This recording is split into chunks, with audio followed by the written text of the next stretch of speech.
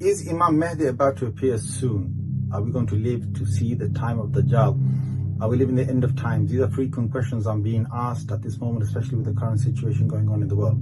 To understand all of this, you have to first understand that the Prophet ﷺ gave us minor signs and he gave us major signs. Okay? Now, major signs, there are 10 of them, starting with Dajjal, and then Isa alayhi salam, and then Ya'juj, Ma'juj, and so on. These are 10 major signs. None of the major signs can appear until all the minor signs have appeared. And where is Imam Mahdi in all of this? Imam Mahdi is the bridge between the minor signs and the major signs, meaning that he will be the last of the minor signs and he will live to see the coming of Dajjal, live to see the coming of the first of the major signs. Okay, so now of the minor signs, if they don't all appear, then we won't see Imam Mahdi, we won't see Dajjal. Okay, remember that. And from the minor signs, the scholars have said that most of them have appeared except for a few. There are a handful of them that haven't appeared. Of them is a hadith in Bukhari and Muslim where the Prophet ﷺ speaks about the river Euphrates, which runs from Turkey, goes through Syria, all the way through Iraq. That river will recede and it will leave behind it like a mountain full of gold.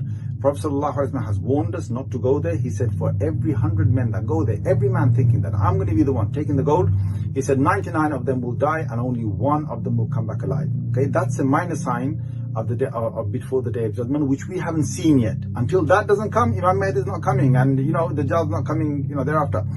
Another sign of the minor signs which hasn't yet appeared is that the Prophet ﷺ speaks about the Jaziratul Arab in Sahih Hadith and Muslim, that the Arabian Peninsula will return back to becoming green and have rivers flowing in it. We haven't seen that yet come, and there are a few others that haven't come. Of the signs that haven't come is the lot of battles that the Prophet ﷺ speaks about before, and a lot of wars that happened before the coming of Imam Mahdi. Okay, so one of them is about, and it's a long hadith about the Ahlul Rum. Who are the Ahlul Rum? The Prophet ﷺ, when he says that word or that phrase, he's referring to the current day Europeans. In his time, they were the Roman Empire. In today's time, it's the Europeans and the people who traveled from Europe going to America, because that's how America was founded, and anywhere else from Europe that they went. These are the Ahlul Rum. Now, the Ahlul Rum will divide into two. There'll be part of them that will be the enemies of Muslims, and part of them will be sympathetic towards the Muslims. Those who are sympathetic towards the Muslims will join the Muslims together in a war and fight the others who are the enemies of the Muslims. And these battles carry on. Some they will lose, some they will win, and so on, until one day the Ahlul Rum that are sympathetic towards the Muslims, with the Muslims, they win over the others. Okay, they live in peace for a little while, and after that, one day they fall into dispute. The Muslims say that we won this last major war because of the Quran, and the Ahlul Rum say no, we won it because of the cross, and they have a fight between them now. And in this fight, the Muslims are defeated, and the hadith mentions that that Imam Mahdi is coming after this. Okay, so Imam Mahdi comes at the end of sort of this war. Okay, that's one hadith. There's another hadith in Abu Dawud, a Sahih hadith, which speaks about the succession of Khalifas. Now, Khalifa is a person who rules the entire Muslim world. We had this for centuries and centuries, from the time of Abu Bakr radiallahu anhu till about 100 years ago. That whole succession, it comes in again. And there are many successive sort of rulers. One last ruler has passed away, a new ruler is supposed to be elected. They are in Sham at the moment. Rasulullah sallallahu alaihi wasallam speaks about Sham in various ahadith. When he says Sham, he doesn't mean today Syria only. It covers Syria, whole of Syria, it covers Lebanon, it covers the whole of Palestine, it covers part of Egypt, it covers part of Iraq. Okay, it's a massive part of land. In Sham, these leaders are sitting together and they're about to elect the next leader. Each one is ready, who could become a potential leader. And they have a dispute over who should be the leader. One of these men who could become the leader, he has enough of this, he runs away from there, he goes to Makkah. He doesn't want to become the leader. The others look around, they say, where's that man gone? And they say, well, he's gone to Makkah. So they say, you know what, let's make him the leader. They come all the way to Makkah, they find this man he's doing tawaf around the Kaaba, and they force him to become the leader of the Muslims, just like the Muslims forced Abu Bakr radiallahu anhu in the past to become a leader of the Muslims. Now, this man is the Mahdi. Now, how do you know he's the Mahdi? Not because of this occurrence, but because of another occurrence that happens at that very moment, which is, they left behind them, when they came down from Sham, they left behind them an army. That army becomes rebellious. And they say, well, what? They're making this guy the leader of the Muslims? No, we're not taking any of this, right? So they come with a whole army trying to crush these people. When they get to Medina in a plain piece of land, then the whole land opens beneath their feet and that whole army is crushed, swallowed inside. when that occurrence happens, we know the man that they gave allegiance to in front of the Kaaba, he is the Mahdi. Now when Imam Mahdi comes out, he's now got to unite the Muslims together. So his first job is to get the Muslims together. Okay, so he's now the Khalifa of Muslims. He gets the Muslims together. He comes to Europe for a major war. This is a major war where the Muslims, subhanallah, Rasulullah sallallahu alaihi wasallam speaks about a third of the Muslims, they are, shuhada, the best shuhada of the day. They're martyrs, martyred in that war. A third of them run away from that war, never to be forgiven again. And a third of them are victorious with Imam Mahdi. And now Imam Mahdi has the whole of Europe and the European side under security of a good ruling, and he fills the earth with justice. As much as injustice was there before him, he replaces it with justice.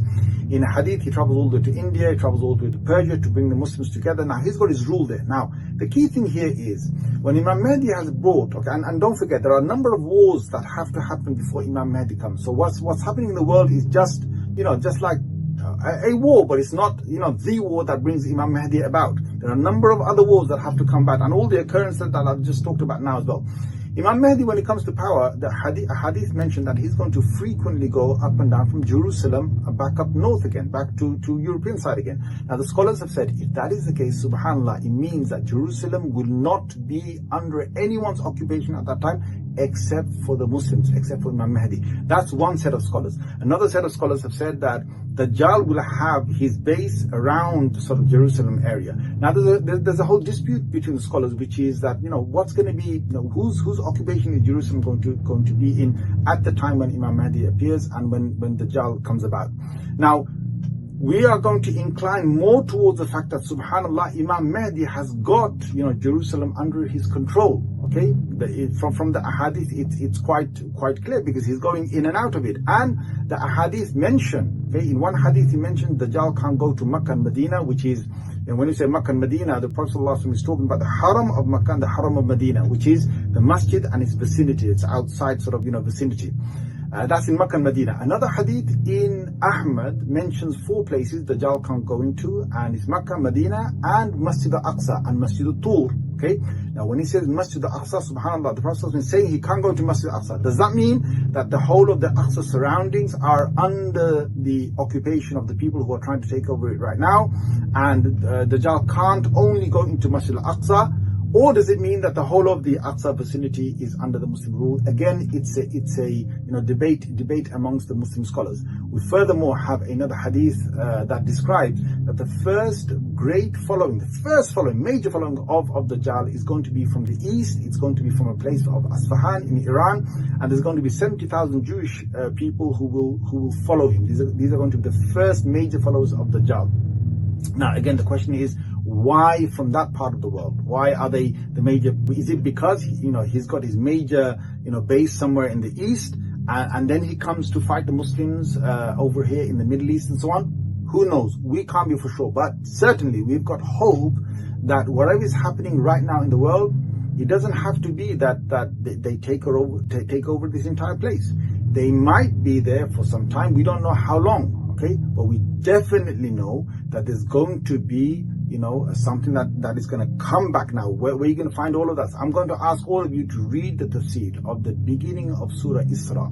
Okay, if you want to know the future of this place of Jerusalem and what's going to happen, well, you look in the Quran, because that's what the Quran came to us for. It came to us to tell us about about things, that the most important things to us. Why did Allah Azza wa Jal dedicate the first part of Surah Isra talking about this place, Masjid al-Aqsa, and what's going to happen and what happened in the past, and what Allah said each time there is a great occupation that happens there, what will be the outcome of that? Allah Azza wa Jal mentioned that in Surah Isra in the beginning. Go and read the tafsir yourself and find out, because there it mentions, whatever is mentioned there of the history is about to repeat itself in the future. Okay, eventually there's going to be no occupation there, because Allah will send His men in there, right? His men in there, and it says that they will enter the masjid, as they entered beforehand. Does that mean again that the whole thing is occupied by the people who are trying to take over right now? It could be, yes, it could be very much so that they actually take over the entire place. It could also be that all this happens and when gone, later on, Imam Mahdi comes, he takes, he's already in control over that, and Dajjal doesn't have his base there. It could be either way. Anyway, food for thought.